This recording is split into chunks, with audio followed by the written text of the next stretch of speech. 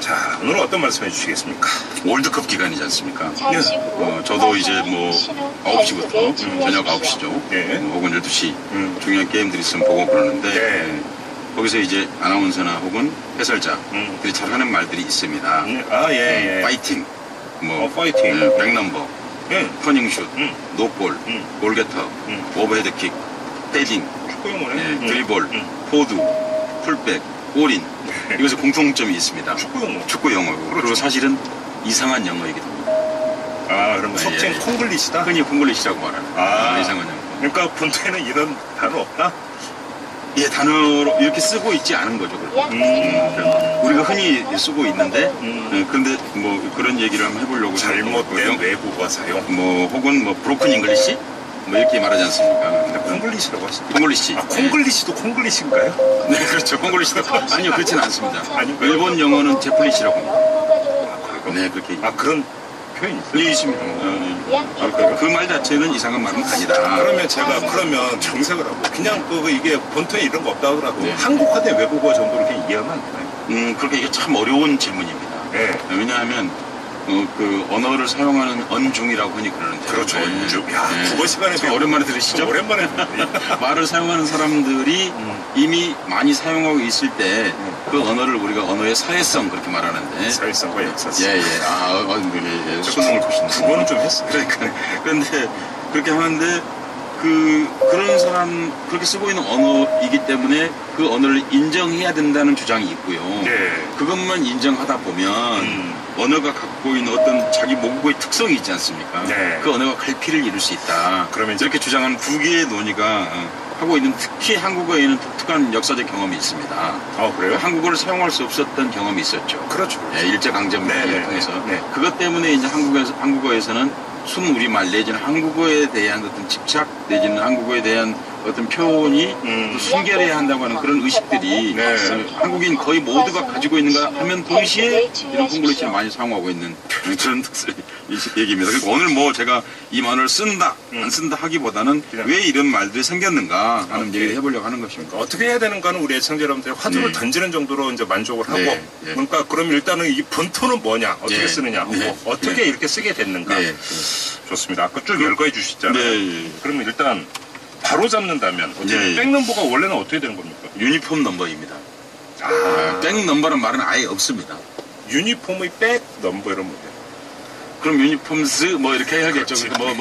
영어를 제가 오늘 하고 싶은 마음이 있었던 건 아니고요. 유니폼 넘버다. 혹은 저지 넘버. 그렇죠. 저지 스타일이 저지가 영국 옆에 있는 조그만 섬이거든요. 그런데 지금은 이제 보통 명사가 됐습니다만 원래는 고유 명사죠. 그러니까 저지 사람들이 지금 우리가 입는 거 이렇게 약간 편한 옷을 많이 입어서 저지라고 하는 그것이 그럴 때는 그런 옷입니다. 그럼 터닝 슛은? 턴 앤드 슛입니다.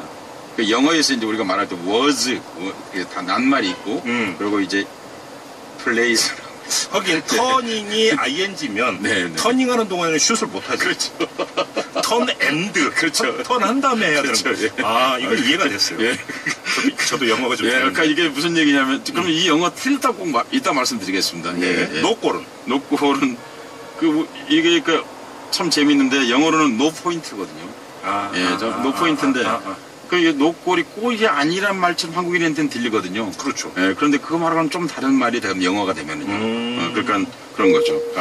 골게터는 저는 알아요. 이거 스트라이커고. 요새는 좀 많이 바꿔 쓰고 있죠. 그런데도 불구하고 어제도 제가 들으니까 어떤 방송에서 골게터라고 그러더라고요. 그 게터가 이제 골을 취한 사람이란 뜻입니다. GTTER입니다. 그러니까. 그렇죠. 골 게더가 아니고 얻다 취하다. 골 게더가 되면 차라리 괜찮습니다.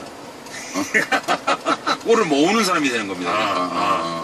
뜻도 그렇고 발음도 좀 그렇습니다. 오버헤드킥은 어떻게 됩니까? 오버헤드킥은 일상적으로 지금도 쓰고 있더라고요. 바이스클 킥, 자전거 킥착이죠. 자전거처럼 자전거를 타듯이 그렇게 한다는 거죠. 발 동작이 자전거 페달 밟듯이 한다면서? 그래요? 그렇습니다. 헤딩은 요새 많이 바뀌었는데 헤더라고 그럽니다. 그러니까 헤딩이란 말은 이거는 참 이게 지금 우리가 쓰는 용어하고는 관련 없는 뜻입니다. 이 단어가 있긴 있습니다. 다른 뜻이죠.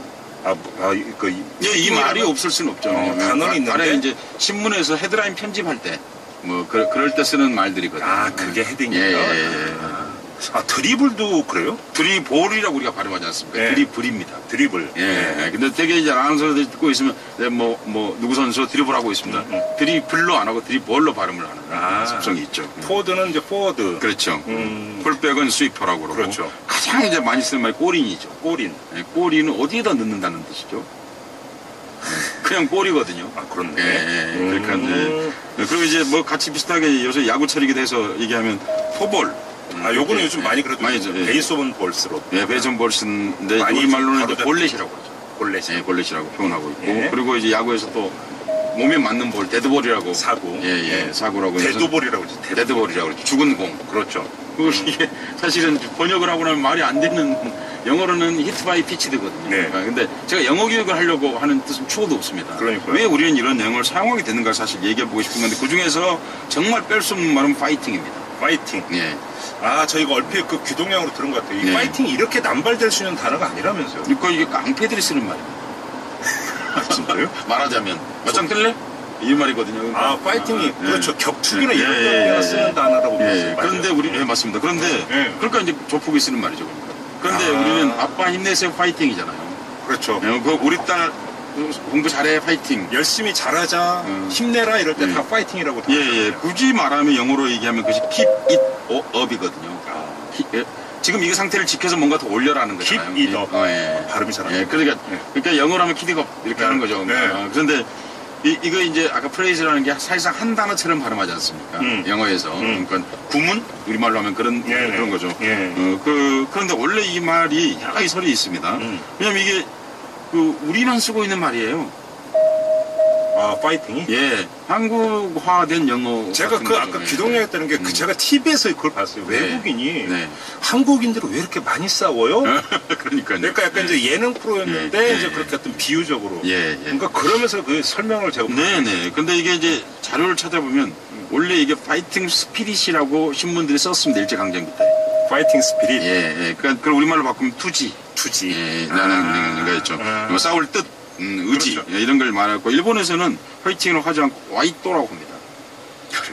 틀 발음을 잘 못합니다. 일본이. 어느 고정하고 그래서 와이또 이렇게 하고. 와이또. 네. 그런데 또 흐와이또 이렇게도 발음합니다. 음. 일본의 앞에 그 W 발음, 발음이 잘, F 발음이 잘 안 되기 때문에 흐를 넣는 연습을 합니다. 아, 그래요? 네, R에 대해서 넣는 연습을 하고. 우리 어렸을 때 왜 그 일본에서 교육받으신, 일본 시대 때 교육받은 선생님들이 그렇게 가르쳤지 않습니까? 그런 것처럼 이제 그렇게 발음을 하는데 그것이 들어왔을 가능성은 있다. 이렇게 보고 있습니다. 근데 그러니까 와이또에다가 ING를 붙인 거죠. 한국 하면서 창작한 거죠. 화이팅. 화이팅으로 됐던 거죠. 그러니까 네. 그래서 이제 우리나라에서 이거를 아자 뭐 이렇게 하자고 그랬는데 맞아, 아자. 네, 아자 했는데 그 다음에 이게 완성된 구문이 뭐냐면 아자 화이팅이 됐어요. 그러니까 갑자기 네. 역전압이 돼버리네. 네, 역전압이. 그런데 그게 아니라 이제 한국의 음운 구조상 맞는 거예요. 443. 그러니까 아자 화이팅. 그러니까 뭔가 리듬이 된 아자 하고 끝내면 뭔가 심심한데 네. 그렇게 이제 되어서 그렇게 된 거지. 그걸 참 탓하기는 또 이제 인터넷 같은 데 보면 이게 가미까지가 출격할 때 많이 썼다고 그러는데 예, 아니 그렇다고 하는데 그 근거는 불분명한 것으로 그렇게 보입니다. 기왕에 이 얘기가 나왔으니 한 가지만 말씀을 드리면 투혼이라는 말도 같이 우리가 섞었습니다. 투혼. 예, 한국인의 투혼. 예를 들어서 옛날 머리띠에다가 그렇죠. 빨간 네네. 한자로 네네. 싸울 투예요. 그렇습니다.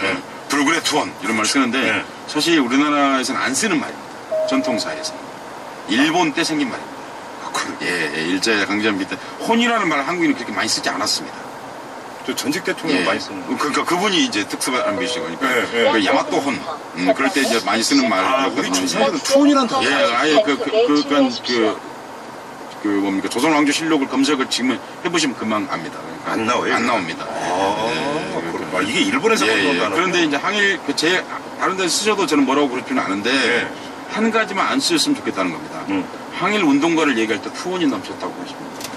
그러면 이제 이분들 어떤 취지의 말씀인지 이해가 되겠네요. 일본식으로 그럼 이분들을 모욕하는 그런 셈이 돼버리기 때문에 그렇게 안 했으면 좋겠다는 말씀 꼭 드립니다. 지금 저 작가님 말씀을 듣는 거 예를 들면 이제 축구 용어라든지 스포츠 용어는 그냥 아주 이제 좁게 생각하면 그 경기가 열릴 때만 쓰니까 그렇다 치더라도 파이팅이라고 하는 단어는 진짜로 일상생활에서 다반사잖아요. 쓰잖아요. 근데 문제는 지금 우리나라에 찾아온 외국인 관광객이 수백만을 헤아리는데 1,000만을 넘었습니다. 그러니까 그러면 이 만약에 영어권에 있는 사람들이 이 단어를 들으면서 어떻게 이해할까라고 하는 이런 고민도 생긴단 말이에요. 뭐 축구 중계에서 제가 들은 얘기가 있었는데 한국하고 축구를 하게 됐을 때 한국 선수들이 이제 동그랗게 모여가지고 파이팅하고 이제 한다고 그러니까 상대방 선수 굉장히 겁먹었다는 얘기를 들었어요. 한국인은 축구를 하려고 플레이를 하려고 그러는 게 아니라 전투를 하러 남은 모양이다. 왜냐면 축구하다고 종종 치거든. 네. 그러니까 무서워했다는 그런 얘기를 정말 들은 적이 있습니다.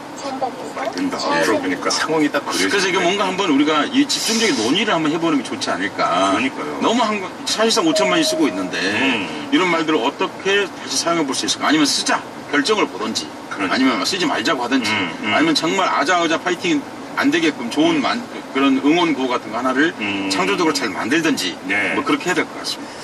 그렇네요. 사실은 그리고 우리가 어떤 언어를 쓰느냐라고 하는 것이 어떤 민족적 주체성이라든지 민족적 정체성과 직결되는 문제죠. 그 모든 것이 언어죠.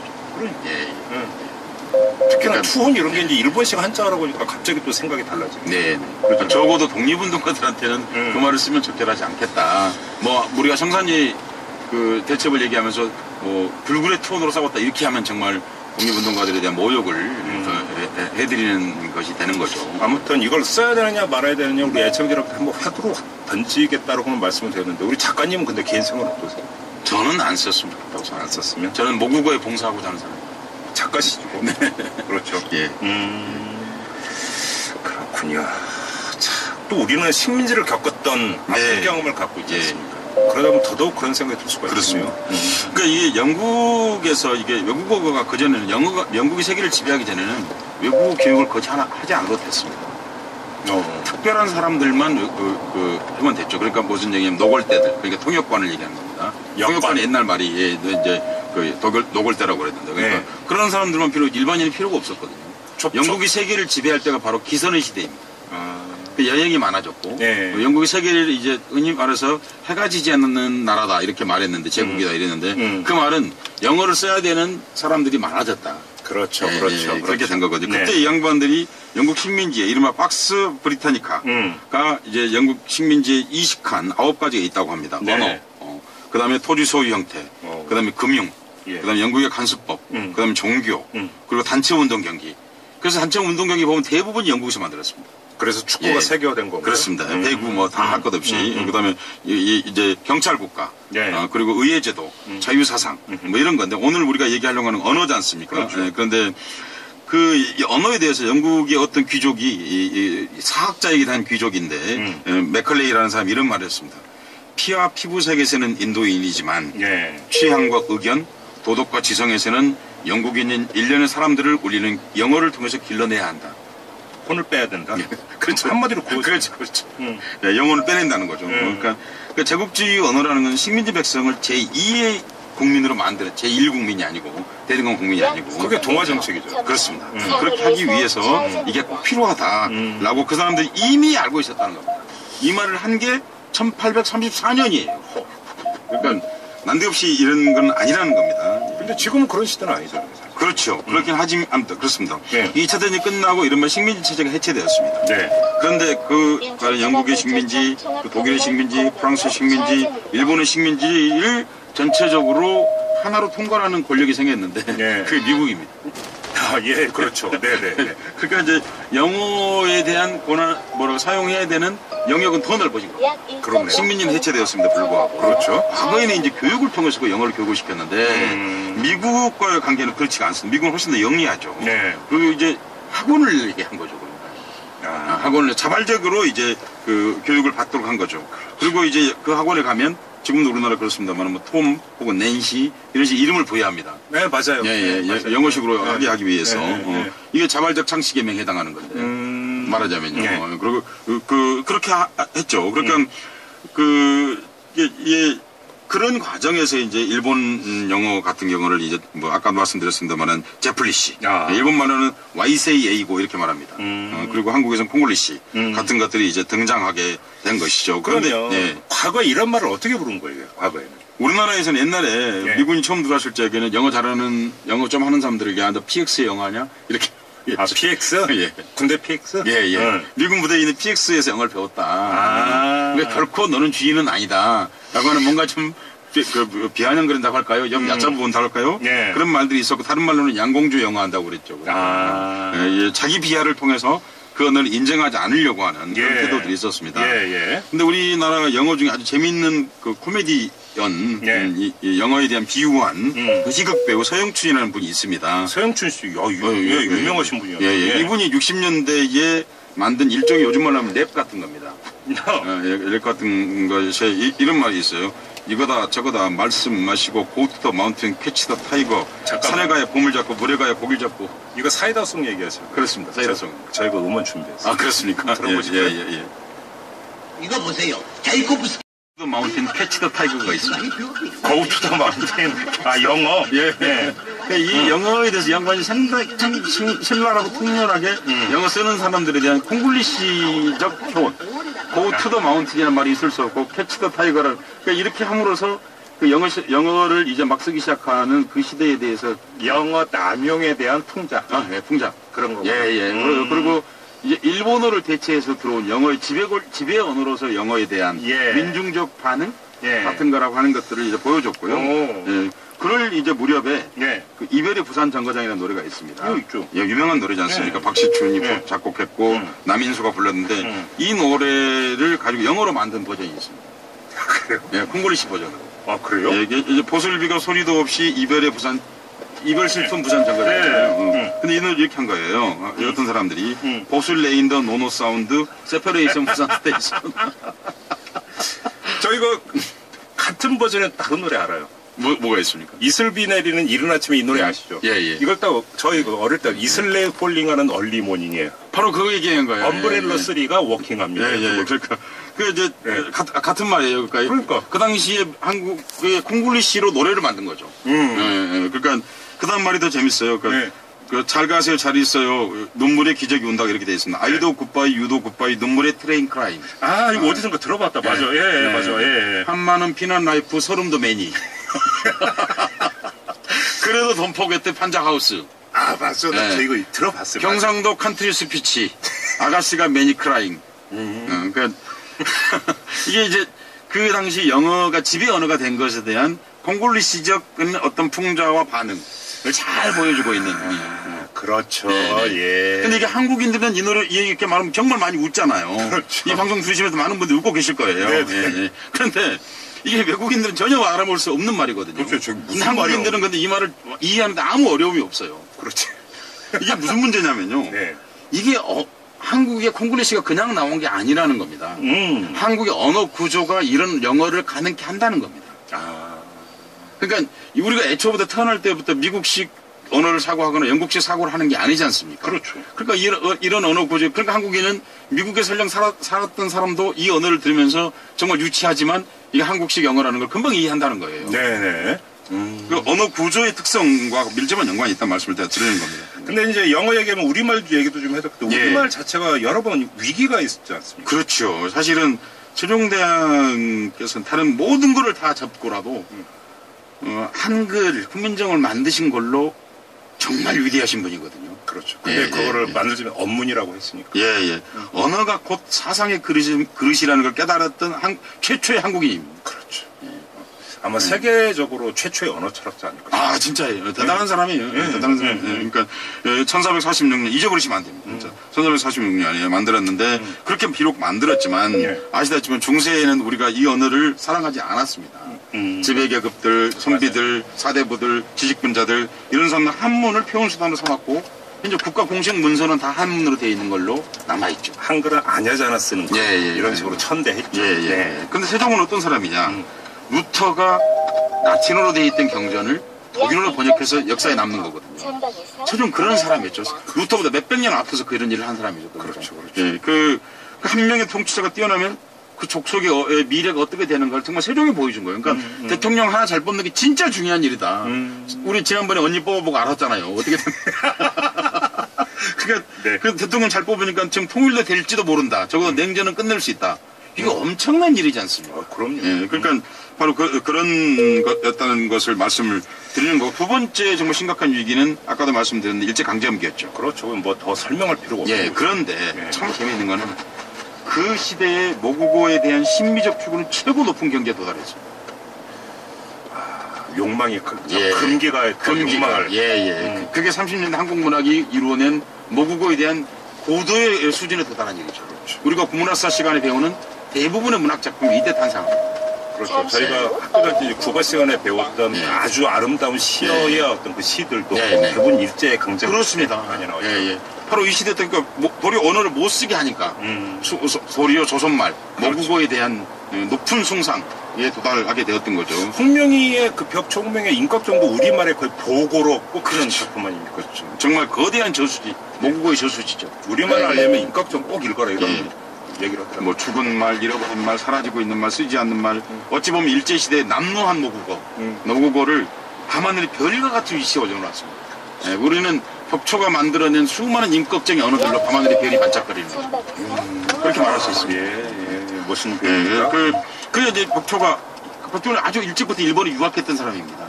누구보다 일본어를 잘 구사할 수 있는 사람이었다는 거죠. 그런데 단 한 번도 일본어를 구사하지 않고 곧 당대의 지배 언어, 친일을 하지 않았다는 거죠.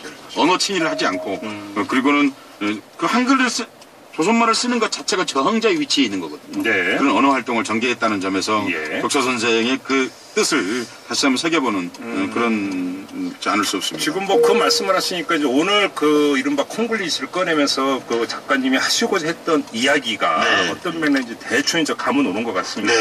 아무튼 그럼에도 우리 역사에서 한글의 중요성을 깨달은 대중들도 출연하지 않습니까? 그렇습니다. 바로 4.19입니다.